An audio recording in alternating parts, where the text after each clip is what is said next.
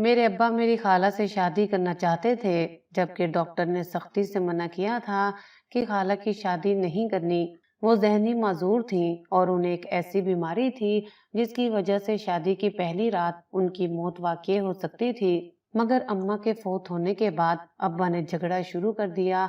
अब्बा जब मेरा गला दबाने लगे तो मजबूर होकर खानदान वालों ने अब्बा की शादी खाला से कर दी।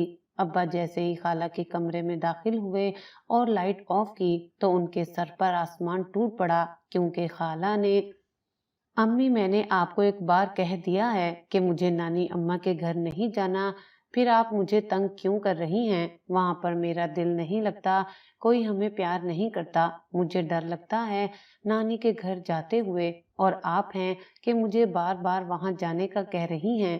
पिछली बार जब मुझसे गलती से पानी का गिलास मुमानी के कमरे में गिरा था तो उन्होंने मुझे खींचकर थप्पड़ मार दिया था। मैं अब वहां नहीं जाऊंगी। मैंने अम्मी को साफ साफ कह दिया, आपने जाना है तो जाएं, मेरा वहां जाने का कोई इरादा नहीं है। वहां सब लोग हमें अजीब नजरों से देखते हैं और ऐसे जाहिर करते हैं हम उन पर बोझ बनने के लिए आ गए हों। हमारी नानी अम्मा का घर दूसरे शहर में था। वहां पर मेरे दो मामू अपनी बीवी और बच्चों के साथ रहते थे। एक खाला थी जो जहनी तौर पर माजूर थी और अम्मी की जुड़वा बहन थी। मेरी बात सुनकर अम्मी ने सर पर हल्का सा थप्पड़ लगा दिया। जोया, ये तुम कैसी बातें कर रही हो? वहां मेरे बहन भाई रहते हैं, क्या मैं उनसे मिलने के लिए ना जाऊं? और वैसे भी तुम्हें मुमानी ने थप्पड़ मारा था, कोई मामू या खाला ने तो नहीं मारा था। सबकी मुमानियां ऐसी ही होती हैं। अब मैं भाभीियों की वजह से अपने भाइयों और बहन को तो नहीं छोड़ सकती। मैं उनसे मिलने जरूर जाऊंगी। तुम्हारे अब्बा को भी छुट्टियां हैं, हम लोग अगले हफ्ते ही मुल्तान की तैयारी करेंगे। अम्मा बात तो ठीक कर रही थी। मुमानी ने मुझे थप्पड़ मारा था। दोनों मुमानियां हमारे साथ अच्छा सलूक नहीं करती थी, लेकिन फिर भी न जाने क्यों बार बार अम्मा वहां पर जाने की जिद करती थी। शायद उन्हें अपने बहन भाई याद आते थे, इसलिए ही उनका जाने का दिल करता था। अम्मी की बात सुनकर मुझे भी एहसास हुआ था, मेरा भी तो छोटा भाई था जो मुझे जान से प्यारा था। मामू लोग भी तो अम्मा के भाई ही थे जो अब अपनी जिंदगियों में मगन हो गए थे। मेरी माजूर खाला भी उन्हीं के साथ ही रहती थी। उन्हें और कुछ समझ नहीं लगती थी, मगर वो इतना जरूर जानती थी कि हम उनकी बहन के बच्चे हैं। मेरी उम्र 10 साल की हो चुकी थी, अब मैं कोई छोटी बच्ची नहीं थी। मुझे हर चीज की समझ लगती थी, हर किसी का प्यार मोहब्बत डांट सब चीजें मुझे समझ आती थी। मगरिब का वक्त था, मैं अपने कमरे में बैठकर पढ़ाई कर रही थी और अम्मी अब मुझसे ये कहने के बाद वहां से जा चुकी थी। ना जाने मेरा भाई कहाँ था, वो मुझसे पूरे 3 साल छोटा था। हम दोनों एक साथ स्कूल जाते थे। अब्बा एक फैक्ट्री में सुपरवाइजर की जॉब करते थे। घर के हालात भी ठीक ठाक थे। घर अपना था, छोटा सा घर था, मगर फिर भी अच्छा लगता था। मेरी कुछ दोस्तें ऐसी भी थीं जो किराए के घरों में रहती थी और उन्हें देखकर मुझे एहसास होता था कि हम बहुत से लोगों से बेहतर हैं। और वैसे भी सियाने यही कहते हैं कि हमेशा अपने से नीचे वालों को देखना चाहिए। इस तरह इंसान की जिंदगी बड़ी आसानी से गुजरती है।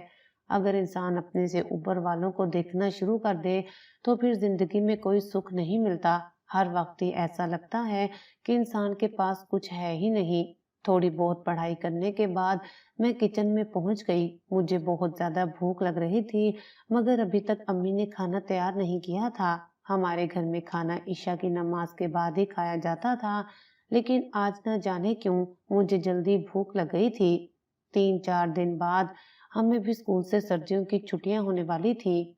अब्बा को भी फैक्ट्री से छुट्टियां मिलनी थी, इसलिए अम्मा ने प्लान बना दिया था और इस प्लान की मुखालफत कोई भी नहीं कर सकता था। अम्मी प्लीज मुझे तो खाना दे दे, मुझे बहुत ज्यादा भूख लग रही है। बाद में आप बाकी काम करती रहिएगा, मैंने स्लैब पर बैठते हुए कहा। तो अम्मी मेरी तरफ देखने लगी और कहने लगी कि सब तुम्हारे सामने है, सालन बन रहा है और रोटियां भी अभी बनाने लगी हूँ। तुमसे जरा सब्र नहीं होता, इतनी बड़ी हो गई हो, मेरा हाथ ही बंटवा दिया करो। अगर तुम मेरी मदद करवा देती तो सब कुछ जल्दी हो जाता। अम्मी की बात सुनकर मैं दांत निकालने लगी। अम्मी, अभी मैं इतनी भी बड़ी नहीं हुई कि मैं आपके साथ काम करवाऊं। अभी तो मेरे खेलने कूदने और पढ़ने के दिन हैं और आप अभी से मुझे काम पर लगा रही हैं। मैं अभी काम नहीं करने वाली।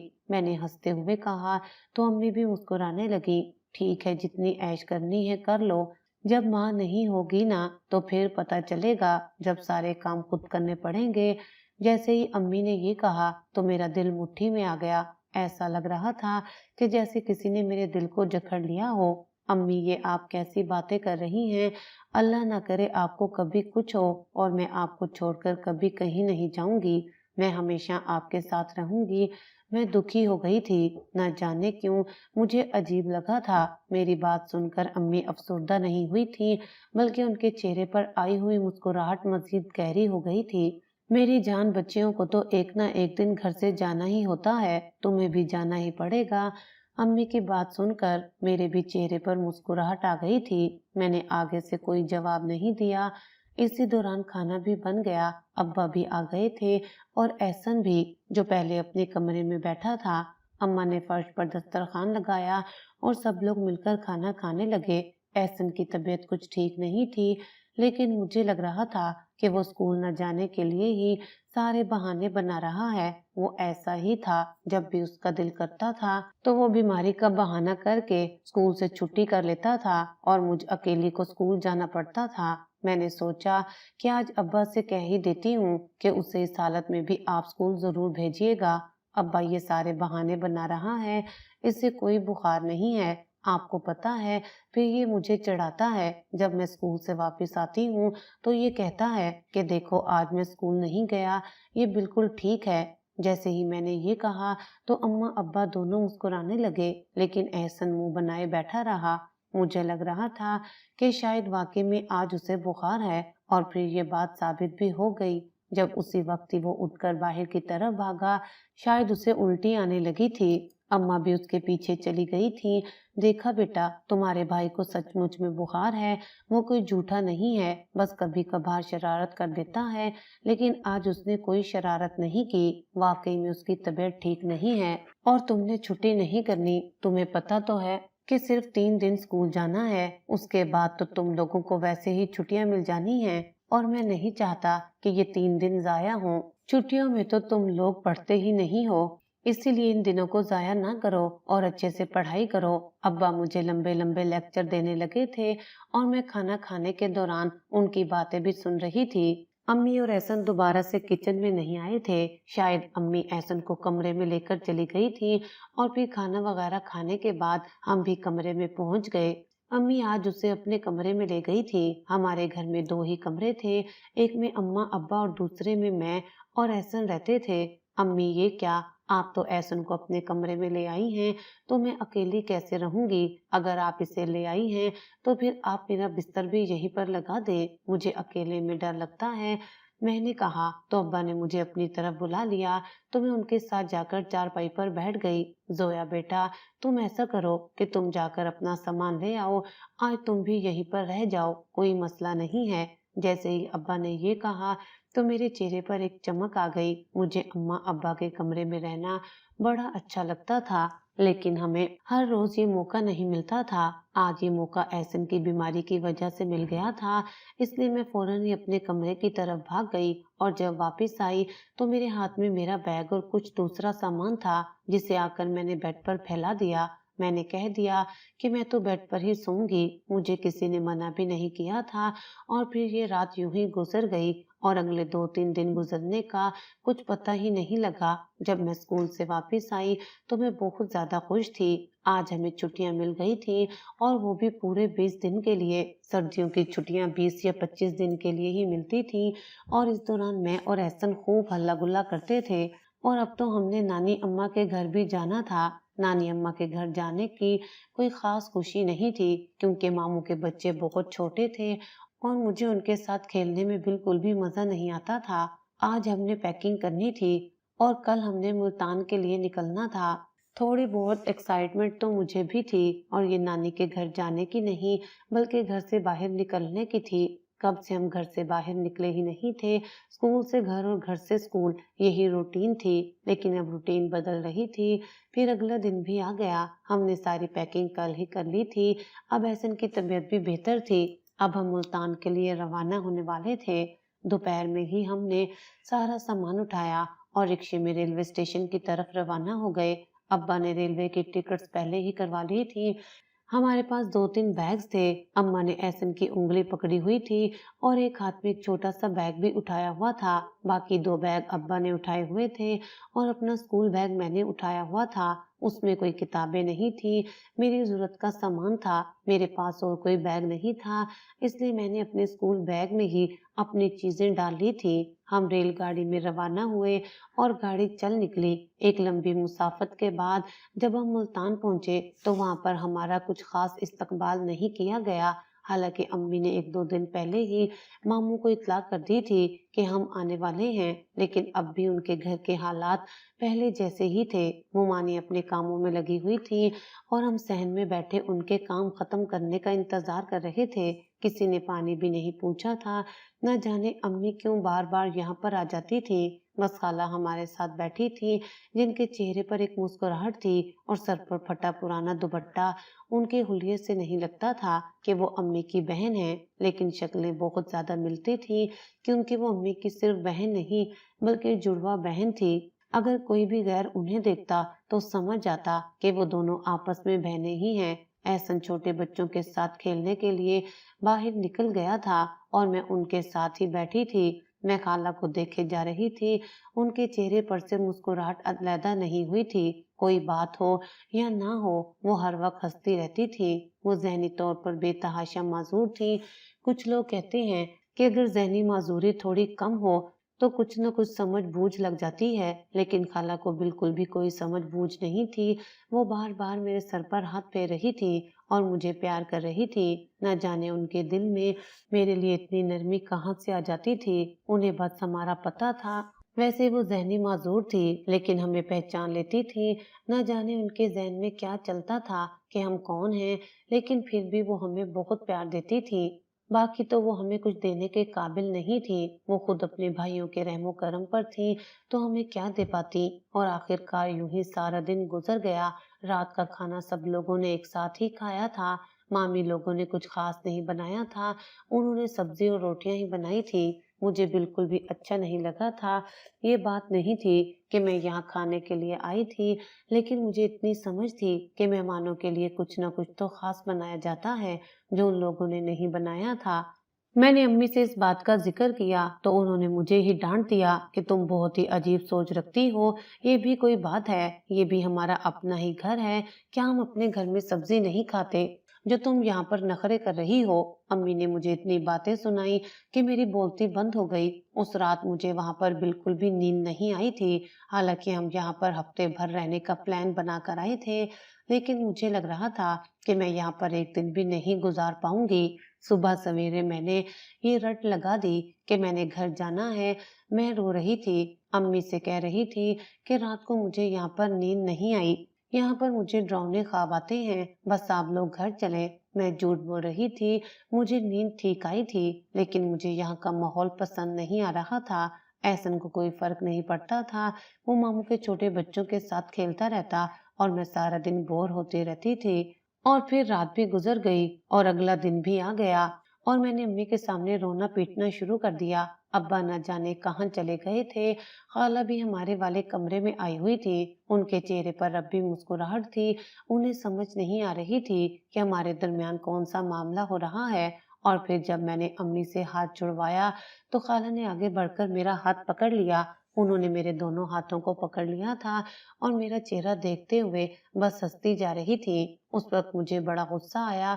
मैंने एक झटके से अपने हाथ छुड़वाए। मैं हाथ छुड़वाने में सिर्फ इसलिए ही कामयाब हुई थी क्योंकि मैंने सख्ती के साथ हाथ छुड़वाए थे और उन्हें थोड़ा सा पीछे धक्का भी दे दिया था। मेरी ये टेंशन नहीं थी कि वो गिर जाएं, लेकिन मेरे इस अमल से वो जमीन पर गिर गईं। उनके चेहरे पर अब भी मुस्कुराहट थी, मगर आंखों में आंसू थे। ये बड़ा ही अजीब इम्तजाज था। आंखों से निकलते हुए आंसू कुछ और कहानी बयान कर रहे थे और चेहरे पर आई मुस्कुराहट कुछ और कह रही थी। अम्मा मुझे डांटने लगी थी। मुझे भी शर्मिंदगी हो रही थी। उसी वक्त मेरी आंखों से आंसू निकल आए और मैं कमरे से भाग गई। न जाने उसके बाद क्या हुआ। मैं सहन में जाकर बैठ गई थी। मेरे मामू की बड़ी बेटी, जिसकी उम्र 7 साल थी, वो मुझसे तो छोटी थी, लेकिन फिर भी इतनी छोटी नहीं थी कि मैं उससे बात ना कर पाती। मैं उससे बात करने लगी थी और फिर बातों बातों में उसने ये बात भी उगल दी कि हम तो अपनी नानी के घर जाने वाले थे, अगर तुम लोग ना आते तो हम तो अब तक अपनी नानी के घर चले भी जाते, तुम लोग कब जाओगे? उस वक्त हम अपनी नानी अम्मा के घर जाएंगे।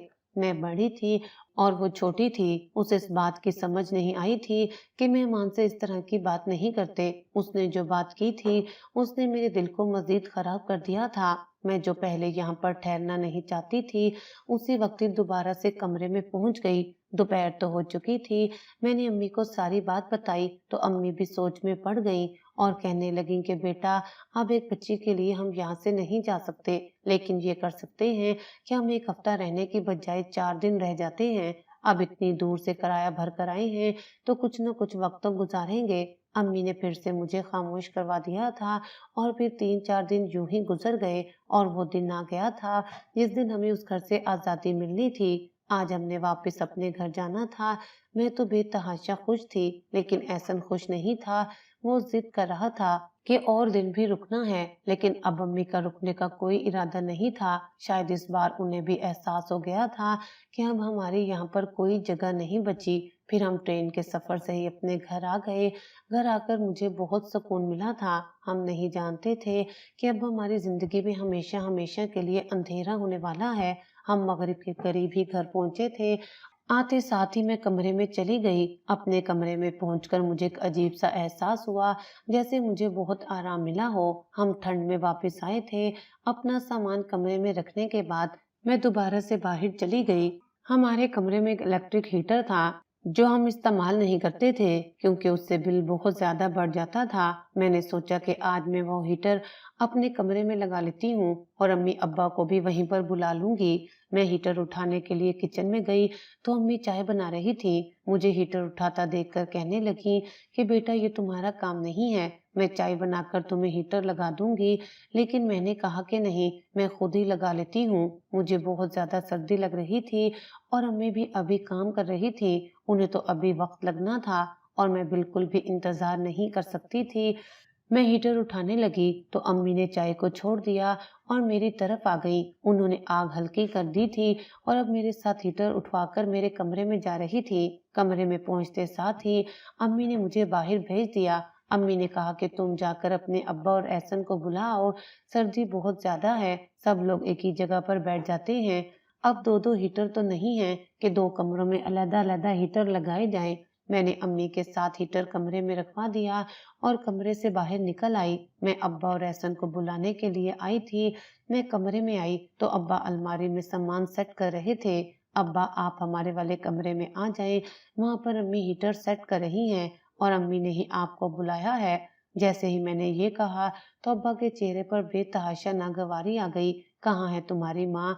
क्या उसने हीटर उठा लिया है? जैसे ही अब्बा ने ये कहा तो मैंने इस बात में सर हिला दिया। उन्होंने मेरा हिलता हुआ सर देखा तो फौरन से बाहर की तरफ भागे। मुझे कुछ समझ नहीं आई थी कि आखिर ये क्या हो रहा है। अब्बा के पीछे मैं भी कमरे से बाहर निकल आई थी और मेरे पीछे एहसन भी आ गया था।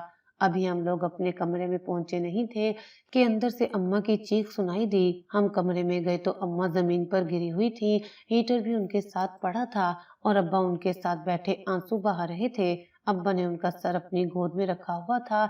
इतनी सी देर में न जाने ये सब कैसे हो गया था। मैं आगे बढ़ी और अब्बा से पूछने लगी कि क्या हुआ है, आप क्यों रो रहे हैं? तो अब्बा ने मेरे सर पर हाथ रखा और कहा, बेटा, तुम्हारी माँ अब इस दुनिया में नहीं रही। जैसे ही ये अल्फाज मेरे कानों में पड़े तो मुझे ऐसा लगा कि जैसे किसी ने पिघला हुआ शीशा मेरे कान में उंडेल दिया हो। ये सब इतनी जल्दी कैसे हो सकता था?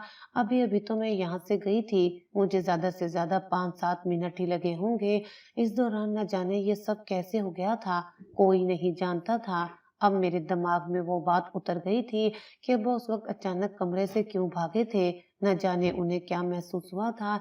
एहसन जमीन पर बैठा रो रहा था। अब्बा ने अब तक अम्मा का सर अपनी गोद में रखा हुआ था। मुझे तो यकीन नहीं आ रहा था। मैं तो मान ही नहीं सकती थी कि अम्मा हमें हमेशा हमेशा के लिए छोड़कर चली गई हैं। एहसन को कुछ समझ नहीं आ रही थी। उसे मालूम नहीं था कि ये सब क्या हो रहा है, लेकिन वो हम सबको रोता हुआ देखकर रोने लगा था। हमारे रोने की आवाजें सुनकर آخر کار محلے دار بھی جمع ہو گئے۔ محلے کی عورتوں نے اماں کو ایک چارپائی پر لٹایا اور سب عورتیں ارد گرد بیٹھ گئیں۔ میں نے اماں کی چارپائی پکڑ رکھی تھی۔ میرا دل خون کے آنسو رو رہا تھا، آنکھوں سے بھی آنسو نکل رہے تھے، مگر زبان نہیں ہل رہی تھی۔ میں اماں کو روکنا چاہتی تھی، میں ان سے کہنا چاہتی تھی کہ وہ مت جائیں، لیکن میرے گلے میں آنسوؤں کا ایک گولا پھنس گیا تھا جو میری آواز کو باہر نکلنے نہیں دے رہا تھا۔ احسن میرے ساتھ بیٹھا تھا، وہ مجھ سے پوچھ رہا تھا کہ امی کہاں جا رہی ہیں، امی کو کیا ہوا ہے؟ سب عورتیں کہہ رہی تھی کہ تم لوگوں کی ماں جا رہی ہے، اس لیے ہی احسن کو یہ بات محسوس ہوئی تھی۔ میں اسے جواب نہیں دے پائی تھی۔ میں نے اسے خاموش رہنے کا اشارہ کر دیا تو وہ بیچارہ بھی بالکل خاموش ہو کر بیٹھ گیا۔ آدھی رات کو میرے ننیال والے بھی آ گئے تھے، ان لوگوں کے ساتھ خالہ بھی آئی تھی۔ آتے ساتھ ہی خالہ نے رونا پیٹنا ڈال دیا۔ پہلے تو وہ ہر وقت ہنستی رہتی تھی، لیکن امی کو دیکھ کر وہ رونے لگی تھی۔ شاید ذہنی معذوری کے باوجود بھی انہیں اس چیز کی سمجھ آ گئی تھی کہ ان کی بہن کو کچھ نہ کچھ تو ہوا ہے، لیکن کبھی کبھار وہ ہنسنے لگتی تھی تو مجھے بڑا غصہ آتا تھا۔ ساری رات ہم ایسے ہی بیٹھے رہے تھے۔ احسن تو سو گیا تھا، لیکن مجھے نیند نہیں آئی تھی۔ میں بڑی عورتوں کی طرح بیٹھی رہی تھی، اور پھر جیسے ہی صبح کا سورج طلوع ہوا تو ہماری ماں ہمیں چھوڑ کر چلی گئی۔ صبح سویرے ہی اماں کو غسل دیا گیا اور انہیں خاک کے سپرد کر دیا گیا۔ میں ابا کے ساتھ باہر جانا چاہتی تھی، لیکن ابا نے مجھے روک دیا تھا۔ وہ دوسرے لوگوں کے ساتھ چلے گئے تھے، اور پھر امی کو دفنانے کے بعد جب وہ گھر آئے تو میں ان سے لپٹ گئی۔ اماں کے جانے کے بعد اب مجھے ابا کی محبت کا زیادہ احساس ہو رہا تھا۔ میرا دل چاہتا تھا کہ ابا کہیں بھی نہ جائیں، بس میرے پاس بیٹھے رہیں، اور آخر کار وقت یوں ہی گزرتا گیا۔ 3 دنوں کے بعد ہمارے ننیال والے بھی ہمارے گھر سے چلے گئے، خالہ بھی چلی گئی تھی، اور ویسے بھی ان کے ہونے نہ ہونے کا کوئی فائدہ نہیں تھا۔ احسن اور میں ابا کے سہارے پر تھے۔ ابا کونوں خدروں میں چھپ کر روتے رہتے تھے۔ جب بھی میں ان کے پاس جاتی تو جلدی سے آنکھیں صاف کر لیتے تھے۔ وہ ہمارے سامنے کمزور نہیں پڑنا چاہتے تھے، لیکن میں اتنی بھی بچی نہیں تھی۔ امی چلی گئی تھی اور اس کا نقصان ہم سب کو ہوا تھا۔ ہر کسی کا نقصان ایک دوسرے سے بڑھ کر تھا۔ وقت یوں ہی گزرتا جا رہا تھا، اور پھر 1 ہفتے بعد مجھے خیال آیا کہ میں ابا سے پوچھوں کہ آخر وہ اس وقت بھاگ کر کیوں گئے تھے۔ میں اپنے کمرے میں بیٹھی تھی، جیسے مجھے خیال آیا تو میں ابا کے کمرے میں پہنچ گئی۔ انہیں بھی کام سے چھٹیاں تھیں اور ہمیں بھی ابھی اسکول سے چھٹیاں تھیں، اس لیے ہم سارا دن گھر پر ہی رہتے تھے۔ میں ان کے کمرے میں گئی تو انہوں نے اماں کی تصویر اٹھائی ہوئی تھی۔ مجھے دیکھ کر جلدی جلدی انہوں نے تصویر اپنے پیچھے چھپانا شروع کر دی، لیکن میں نے وہ تصویر دیکھ لی تھی۔ میں بھاگ کر گئی اور ابا کے گلے سے لگ گئی۔ میری آنکھوں سے آنسو نکل آئے تھے۔ ابھی ہماری ماں کو گئے ہوئے دن ہی کتنے ہوئے تھے، ہماری آنکھیں تو خشک ہونے کا نام ہی نہیں لے رہی تھی۔ ابا میں آپ سے ایک بات پوچھوں؟ میں ابا کے ساتھ بیٹھ گئی تھی۔ جیسے ہی میں نے یہ کہا تو انہوں نے اس بات میں سر ہلا دیا۔ ابا آخر آپ اس دن اچانک کیوں بھاگے تھے؟ آپ کو کیسے پتا چلا تھا کہ امی کو کچھ ہو گیا ہے؟ جیسے ہی میں نے یہ کہا تو ابا کی آنکھوں میں مزید آنسو آنے لگے۔ وہ جو بار بار اپنی ہتھیلی کی پشت سے رگڑ کر صاف کر رہے تھے۔ بیٹا کچھ روز پہلے میں نے اسی ہیٹر کو چلانے کی کوشش کی تھی۔ اس دن مجھے ہلکا سا کرنٹ لگا تھا، اس لیے میں نے اسے کچن میں رکھ دیا تھا، کیونکہ وہ خراب ہو گیا تھا۔ مجھے نہیں لگتا تھا کہ وہ چلے گا، بلکہ الٹا اس نے نقصان ہی کرنا تھا۔ شاید تمہاری ماں کو اس بارے میں پتہ نہیں تھا، اور جب تم نے مجھے بتایا کہ وہ ہیٹر چلا رہی ہیں تو مجھے یہ ڈر ستانے لگا کہ کہیں اسے بھی کرنٹ نہ لگ جائے، اور جب میں کمرے کے اندر گیا تو وہ زمین پر گری ہوئی تھی، اسے بہت شدید کرنٹ لگا تھا۔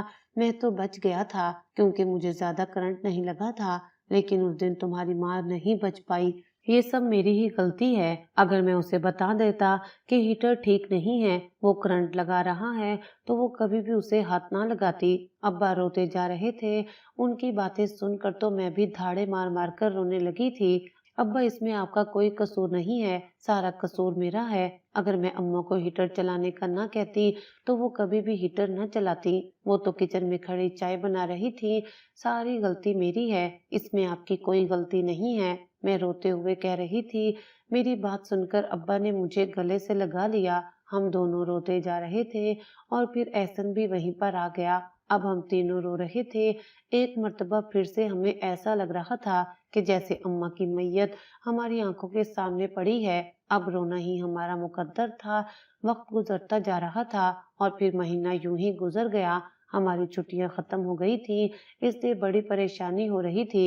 ابا صبح اٹھ کر ہمارا ناشتہ بناتے اور اس کے بعد ہمیں اسکول کے لیے تیار کروا کر بھیج دیتے اور پھر بعد میں خود ناشتہ کرتے اور اپنے کام پر جاتے۔ دوپہر کو ہمارے اسکول سے واپس آنے سے تھوڑا سا پہلے ہی وہ واپس آ جاتے تھے اور ہمیں کھانا دینے کے بعد پھر سے چلے جاتے تھے۔ یہ بڑی ہی ٹف روٹین تھی جو وہ سنبھال نہیں پا رہے تھے۔ اب میں تھوڑا تھوڑا ہاتھ بٹوا دیتی تھی۔ ایک دن میں ان کے ساتھ کچن میں کھڑی کام کر رہی تھی کہ مجھے اماں کی وہ بات یاد آ گئی جب انہوں نے کہا تھا کہ میرے بعد تمہیں کام کرنا پڑے گا۔ تو اس وقت نہ جانے مجھے کیوں اتنے زیادہ چکر آنے لگے کہ میں زمین پر گر گئی۔ ابا جلدی جلدی میرے پاس آئے اور مجھے اٹھا کر کرسی پر بٹھا دیا۔ میری حالت ٹھیک نہیں تھی، مجھے اماں پھر سے یاد آنے لگی تھی۔ ویسے تو میں ایک منٹ بھی ان کی یاد سے غافل نہیں ہوئی تھی، لیکن آج ان کی یادیں میرے ذہن پر سوار ہونے لگی تھی۔ کچھ سمجھ نہیں آ رہی تھی کہ کیا کروں۔ آہستہ آہستہ ہمیں اس چیز کی عادت ہونے لگی، لیکن ابا گھن چکر بن کر رہ گئے تھے۔ وہ سب کچھ ایک ساتھ نہیں سنبھال سکتے تھے۔ ابھی 2-4 مہینے ہی گزرے تھے کہ محلے داروں نے انہیں مشورہ دینا شروع کر دیا کہ تم دوسری شادی کر لو۔ آج اتوار کا دن تھا، ہم سب گھر پر ہی تھے۔ اچانک سے دروازے پر دستک ہوئی تو میں دروازہ کھولنے کے لیے پہنچ گئی۔ جیسے ہی میں نے دروازہ کھولا تو وہاں رضیہ بوا کھڑی تھی جو ہمارے ہمسائے میں رہتی تھی۔ وہ ابا کی بہن بنی ہوئی تھی۔ وہ عمر میں بہت زیادہ تھی، لیکن ابا انہیں آپا ہی کہتے تھے۔ وہ ہمارے گھر کے اندر آ چکی تھی۔ وہ ابا کے ساتھ صحن میں پڑی چارپائی پر بیٹھ گئی تو ابا نے مجھے اشارہ کیا کہ جا کر بوا کے لیے شربت بنا کر لے آؤ۔ ابا نے مجھے بہت زیادہ کام سکھا دیے تھے اور یہ سچ ہی ہے کہ جب ماں نہیں ہوتی تو بچوں کو سارے کام سیکھنے ہی پڑتے ہیں۔ یہ تو ماں ہی ہوتی ہے جو بچوں کے لاڈ اٹھاتی ہے۔ میری ماں نے بھی میرے بڑے لاڈ اٹھائے تھے۔ میں کام نہیں کرتی تھی تو وہ مجھے کچھ نہیں کہتی تھی، لیکن اب ابا کہتے تھے کہ میں سارے کام خود کر لوں گا، تم اپنی پڑھائی پر توجہ دو۔ لیکن پھر بھی میرا دل چاہتا تھا کہ میں کام کروں، میں ان کا ہاتھ بٹاؤں۔ 5 منٹ کے اندر ہی میں شربت بنا کر لے آئی تھی۔ جیسے ہی میں وہاں پر آئی تو رضیہ بوا نے ابا کی شادی کی بات چھیڑی ہوئی تھی۔ وہ مجھے کچھ اچھی نہیں لگی تھی۔ مجھے ایسا لگتا تھا کہ ستیلی ماں آئے گی تو ہمارا جینا حرام کر دے گی۔ ستیلی ماں کبھی سگی نہیں بن سکتی۔ ندیم تم میرے بھائی ہو، میں نے ہمیشہ تمہیں اپنا چھوٹا بھائی سمجھا ہے اور اسی لحاظ سے ہی میں تمہیں مشورہ دے رہی ہوں کہ تمہارے بچے ابھی چھوٹے ہیں، تم بھی جوان ہو، تم دوسری شادی کر لو، تمہارا گھر پھر سے بچ جائے گا، تم ایسے ہی اپنی ساری زندگی نہیں گزار سکتے۔ رضیہ بوا نے کہا تو ابا خاموش بیٹھے رہے۔ شاید وہ میری وجہ سے کچھ بول نہیں پا رہے تھے۔ وہ بالکل خاموش بیٹھے تھے۔ انہوں نے کوئی جواب نہیں دیا تھا، نہ ہی انہوں نے ہاں کی تھی اور نہ ہی انہوں نے مکمل طور پر نہ کی تھی۔ مجھے ابا کے جواب کا انتظار تھا۔ میں سننا چاہتی تھی، میں ان کے خیالات کو جاننا چاہتی تھی کہ انہوں نے اس بارے میں کیا سوچ رکھا ہے۔ 2-4 روز پہلے بھی ایک انکل نے ابا سے کہا تھا کہ ندیم تم شادی کر لو، تمہارے بچوں کو ماں مل جائے گی اور تمہیں بھی بیوی کا سہارا مل جائے گا۔ بولو ندیم، کیا میں کچھ غلط کہہ رہی ہوں؟ جیسے ہی رضیہ بوا نے کہا تو ابا نے نفی میں سر ہلا دیا۔ نہیں بہن، تم بالکل ٹھیک کہہ رہی ہو، لیکن میں کیا کروں، مجھے کچھ سمجھ نہیں آ رہی۔ آخر ستیلی ماں کیسے میرے بچوں کو سنبھالے گی؟ میں اپنے بچوں پر ستیلی ماں کی تلوار نہیں لٹکانا چاہتا۔ باقی رہی بات میرے اکیلے پن کی تو میں اکیلا رہ لوں گا، میں اکیلا رہ کر اپنے بچوں کو پالوں گا، مجھے کوئی فکر نہیں ہے۔ جب ابا یہ بولے تھے تو ان کی آواز میں ہمیں واضح طور پر نمی محسوس ہوئی تھی۔ ندیم، یہ بات ٹھیک نہیں ہے، آخر تم اتنی لمبی زندگی اکیلے کیسے گزارو گے؟ زندگی بڑی ہی طویل ہے اور یہ سفر تم اکیلے بالکل بھی نہیں کر سکتے۔ میری مانو تو دوسرا نکاح کر لو، بھلے ہی سادگی سے کسی ایسی لڑکی سے نکاح کر لو جس سے تمہارے بچوں پر کوئی اعتراض نہ ہو۔ رضیہ بوا کی بات سن کر ابا طنز کے لہجے میں مسکرانے لگے۔ بہن، تمہیں کیا لگتا ہے کہ آج کل کے زمانے میں ایسی کوئی لڑکی ہوگی جسے میری اولاد پر کوئی اعتراض نہ ہو؟ بس تم چھوڑو ان باتوں کو، ابھی میں اس بارے میں بات نہیں کرنا چاہتا۔ یہ کہہ کر ابا بالکل خاموش ہو گئے۔ رضیہ بوا نے بھی کچھ نہیں کہا اور پھر وقت یوں ہی گزرتا گیا۔ हर रोज कोई ना कोई अब्बा को ये मशवरा देने के लिए आ जाता था और आखिरकार अब्बा ने भी हामी भर ली, लेकिन उनकी बात किसी को मंजूर नहीं थी। अब्बा ने उन सबसे कहा था कि अगर आप लोग चाहते हैं कि मैं दूसरी शादी कर लूं, तो मैं दूसरी शादी जरूर करूंगा, लेकिन मैं अपनी माजूर साली से दूसरी शादी करूंगा। किसी को ये मंजूर नहीं था। आज भी मोहल्ले के 2 अंकल हमारे घर पर आए हुए थे। जब से अम्मी की वफात हुई थी, तो लोग हमारे घर आते जाते रहते थे। पहले तो अम्मी पर्दा करती थी, इसलिए ही मर्द हजरात अंदर नहीं आते थे, लेकिन अब तो पर्दे वाला कोई नहीं था। मैं भी छोटी थी और अम्मा चली गई थी, तो किसी को कोई रोक टोक नहीं थी। मैं किचन में खड़ी थी और वो लोग अब्बा को समझा रहे थे कि ये तुम ठीक नहीं कर रहे। तुम्हारी साली जहनी तौर पर माजूर है, वो खुद को नहीं संभाल सकती, तो तुम्हारे घर को और बच्चों को क्या संभालेगी। नदीम, ये जिद छोड़ दो और किसी नॉर्मल लड़की से शादी कर लो। जैसे ही असगर अंकल ने कहा, तो अब्बा ने दो टोक अंदाज में कह दिया कि नहीं, मैं अपने बच्चों पर कोई सौतेली माँ नहीं लाऊंगा। सायरा तो मेरे बच्चों की खाला है, वो उनसे प्यार भी करती है, तो उन्हें संभालेगी। अब्बा की बात मुझे समझ आ गई थी। वो हम पर कोई सौतेली माँ नहीं लाना चाहते थे। भले ही खाला हमारी सौतेली माँ ही होनी थी, लेकिन दूसरी खाला वाला रिश्ता भी तो था, और अब्बा यही सोच रहे थे कि वो हमारे साथ अच्छा सलूक करेगी। उस वक्त मुझे इतनी समझ बूझ नहीं थी कि मैं अब्बा को कह पाती कि वो ठीक फैसला नहीं कर रहे। अंकल ठीक ही कह रहे थे कि खाला तो अपने आप को नहीं संभाल सकती, तो हमें क्या खाक संभालेगी। वो तो सारा दिन हंसती रहती थी, उनके कपड़े वगैरह भी मुलाजमा ही धोती थी, और मामू के घर में वो कोई काम नहीं करती थी। सारा दिन गुड़ियों से खेलती रहती थी, तो कभी अपने कमरे में बैठकर अकेली हंसती और रोती रहती थी। लेकिन उस वक्त मुझे इस चीज की समझ नहीं आई कि मैं अब्बा को मना करूं, और फिर वो लोग हमारे घर से चले गए, तो मैं अब्बा के पास पहुंच गई। अब्बा ने मुझसे कहा कि बेटा, मैं तुम्हारी खाला से शादी कर रहा हूँ, क्या तुम इस चीज पर कोई एतराज है। जैसे ही अब्बा ने ये कहा, तो मैंने नफी में सर हिला दिया। मुझे कुछ समझ नहीं आई थी, बस मैंने ऐसे ही नफी में सर हिला दिया था। मुझे क्या पता था कि मैंने क्या कहना है, और वैसे भी इतने बारीक मामलात मुझ जैसी उम्र के बच्चों को कहाँ समझ में आते हैं। ये तो अब्बा को समझना चाहिए था कि वो गलत कदम उठा रहे हैं। लोगों ने लाख समझाया, लेकिन फिर भी वो अपनी बात पर डटे रहे। 2-4 रोज बाद उन्होंने बड़े मामू को कॉल करके कहा, तो पहले तो वो भी नहीं माने। वो भी अब्बा को डांटने और समझाने लगे थे कि नदीम, ये तुम ठीक नहीं कर रहे। सायरा तो खुद को नहीं संभाल पाती, यहाँ पर इसके सारे काम मुलाजमा करती है। वो तो तुम्हारे घर में बिखेरा खड़ा कर देगी। वो अपने घर में रहने की आदी है, उसे कहीं और रहना अच्छा नहीं लगता।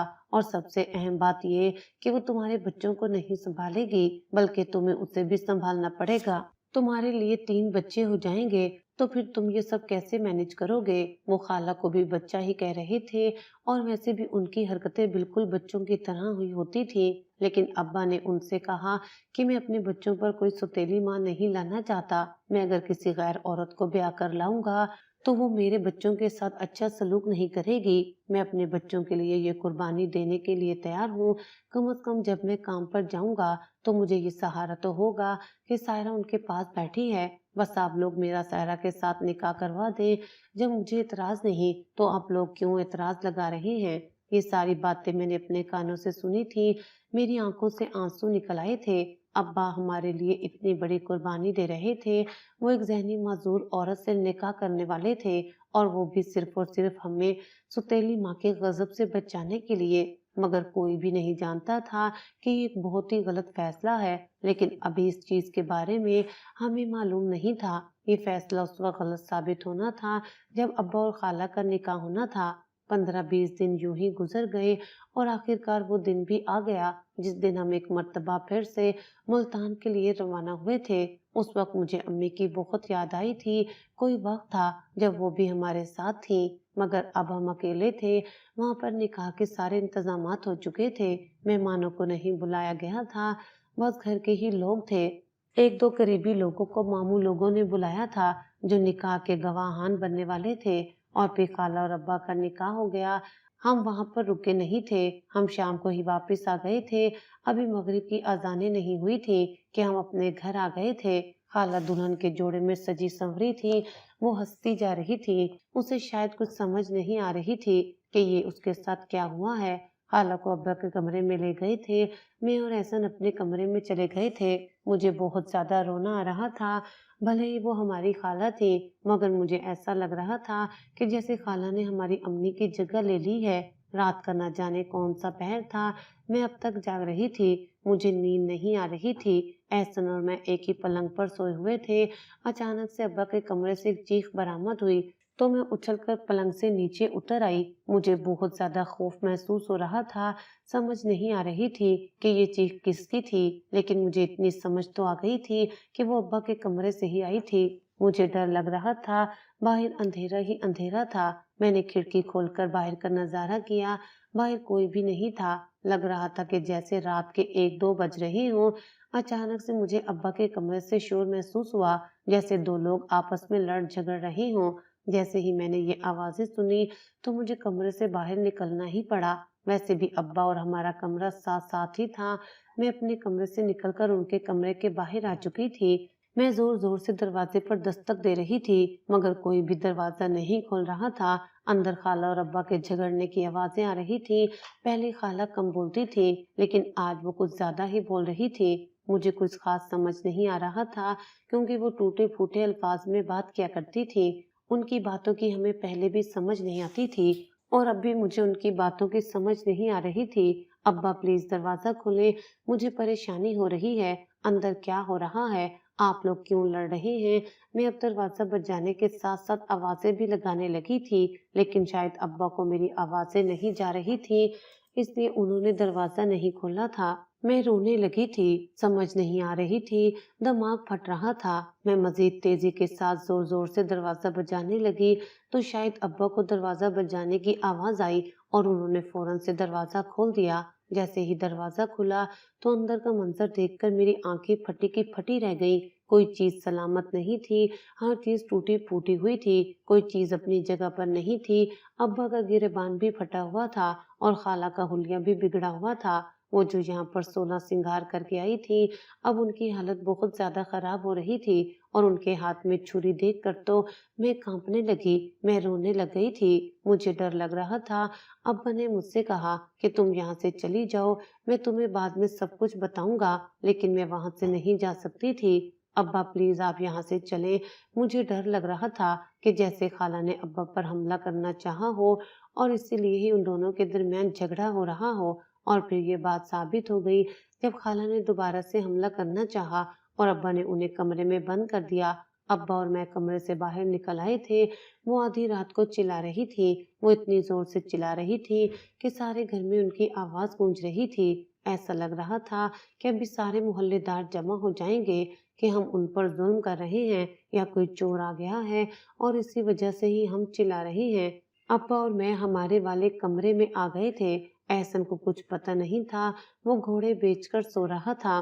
मैंने अब्बा से पूछा, तो उन्होंने रोते हुए कहा कि बेटा मेरा फैसला गलत साबित हो गया। साहिरा वाकई में ही किसी काबिल नहीं है। उनकी बातें मुझे समझ नहीं आ रही थी।